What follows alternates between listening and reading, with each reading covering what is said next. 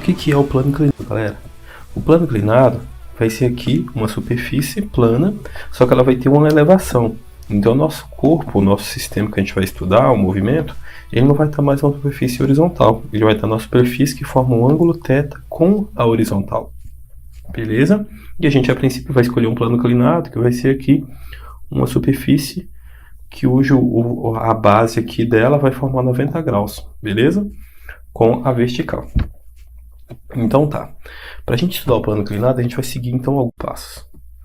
O primeiro de todos os passos é o mesmo que a gente tinha visto, que é determinar todas as forças. E quais são as forças que vão atuar? Vai ter o peso para baixo, como sempre, né? Só que como o nosso objeto está em cima de uma superfície, a gente viu que surge uma força normal. E essa força normal, ela sempre é tal que forma 90 graus com a superfície no qual o objeto está. Então, para formar 90 graus com a superfície, a força normal tem que estar apontando então nessa direção aqui. Beleza, pessoal? Para formar 90 graus com a superfície. Agora a gente vai mudar um pouquinho, porque agora no nosso passo 2 a gente vai escolher um eixo de coordenadas, porque agora a gente não vai trabalhar diretamente com a força peso e com a força normal, e sim com componentes delas. Para isso a gente vai escolher então um sistema de coordenadas que seja mais conveniente. E qual vai ser esse sistema? Vai ser sempre um sistema que um dos eixos vai ser paralelo aqui à superfície do plano inclinado, porque a gente não está habituado a trabalhar com um objeto que é paralelo à superfície. Então a gente vai trabalhar agora com um objeto num sistema de coordenadas paralelo à superfície. Então eu vou escolher aqui, ó, um eixo X paralelo à superfície do plano inclinado e um eixo perpendicular à superfície do nosso plano inclinado.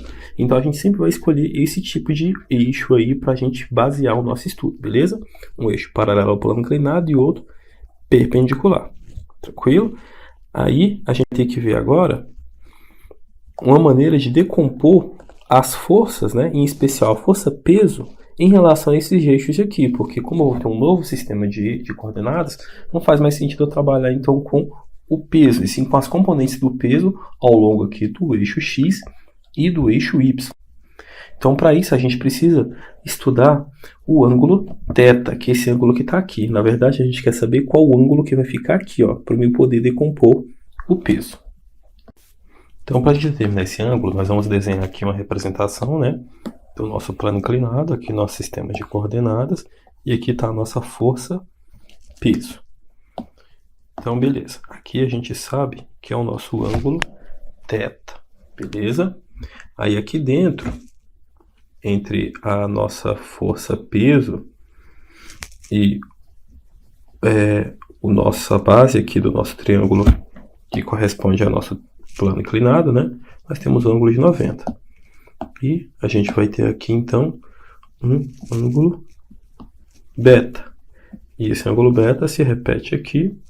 E aqui a gente tem um novo ângulo de quanto? De 90 graus. Beleza, pessoal? Bem,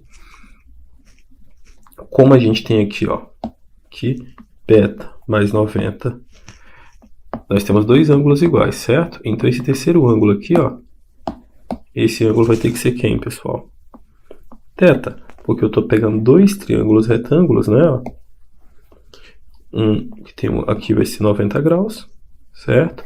Esse eixo a gente escolheu de maneira tal que ele faz 90 graus com a superfície, então aqui é 90 graus. Se aqui é beta e aqui como é o ângulo oposto ao vértice, ele também é beta.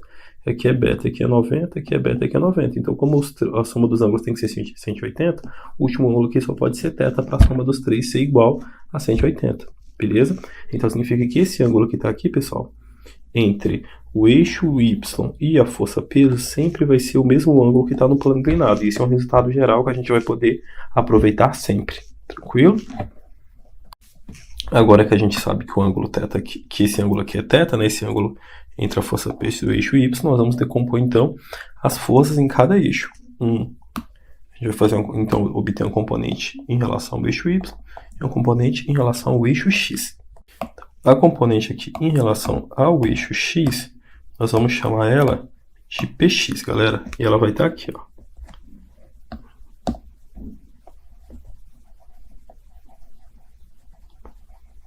Beleza? Então tá aqui a nossa componente em relação ao eixo X. PX. E a nossa componente em relação ao eixo Y vai ser esse cara aqui, ó. Nós vamos chamar de PY. As duas A combinação, né, vetorial das duas dá o meu vetor peso. Então, vamos só já deixar aqui marcado que a soma vetorial das duas vai dar o vetor peso. Então aqui está Px e aqui está Py.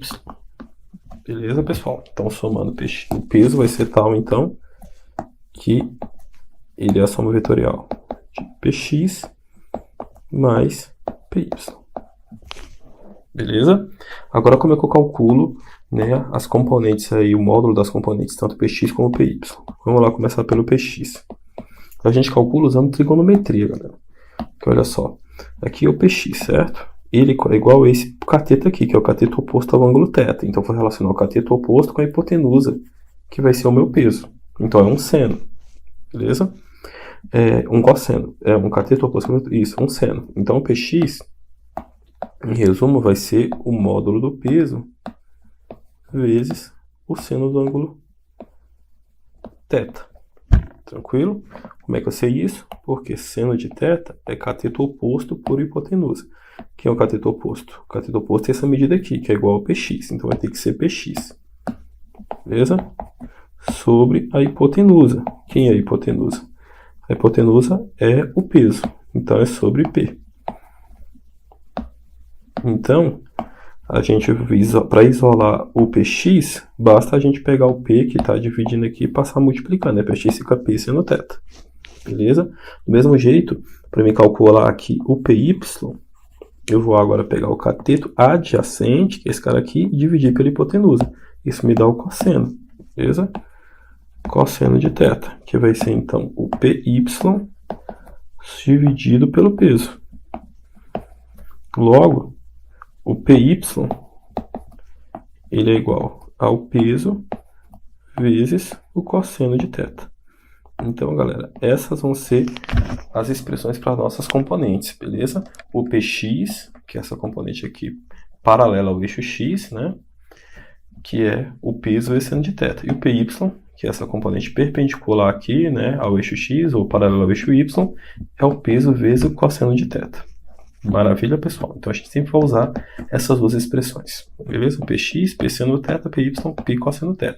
Mas para você lembrar, sempre a componente que está com o ângulo, pessoal, isso sempre quando você trabalhar com decomposição de vetores. A componente que está com o ângulo, no caso aqui é o Py, você pega o módulo do vetor que você quer decompor e multiplica pelo cosseno, com o ângulo, cosseno. E toda vez que você quer a componente que está aqui, ó, sem o ângulo, aí você vai pegar o módulo do vetor que você quer decompor e multiplicar pelo seno, porque está sem um ângulo. Então, com o ângulo, você multiplica a componente com o ângulo, você multiplica pelo cosseno. A componente que está sem o ângulo, você multiplica o vetor, o módulo do vetor que você decompor, pelo seno. Maravilha?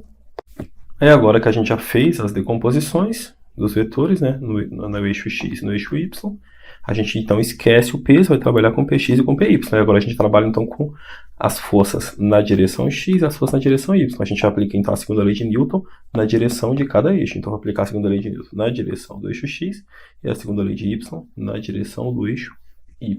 E a gente resolveu o problema.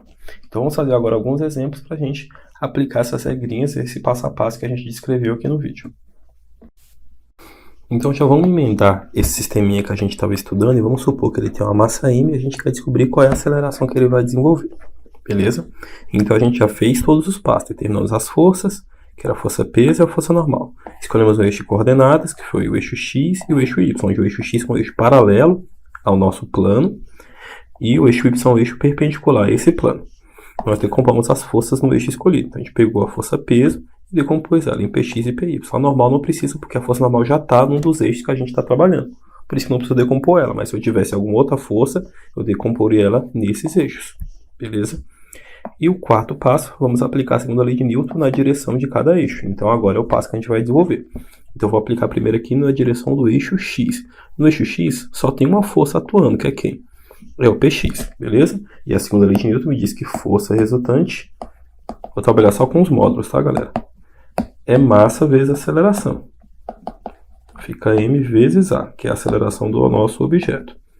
Bem, como só tem uma força que atua, que é o próprio Px, então significa que o Px é a força resultante nesse eixo. Então, Px ele é igual a massa vezes a aceleração. Beleza? Então tá bom. Quem é o Px? Aí a gente escreve quem é Px. A gente já viu que o Px era o peso que multiplica o seno do ângulo θ, que é o ângulo que está aqui no nosso plano inclinado.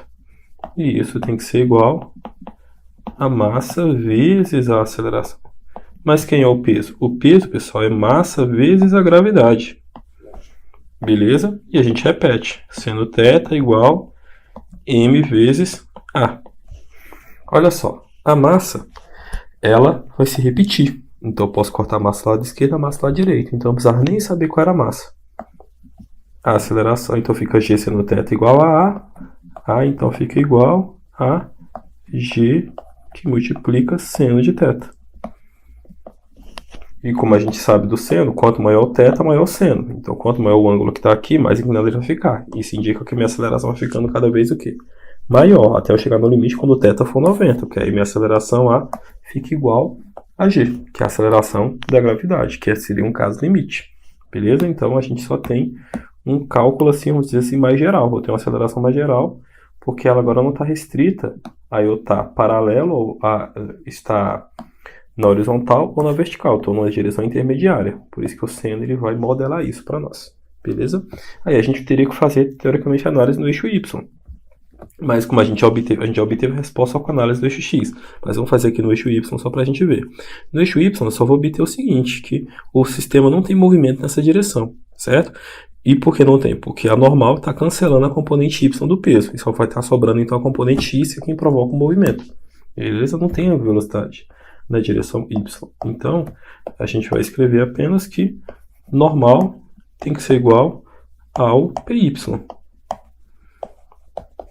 Beleza? E a gente consegue então descobrir como calcula a força normal nesse contexto. Digamos que a questão pedisse para a gente qual era a força normal.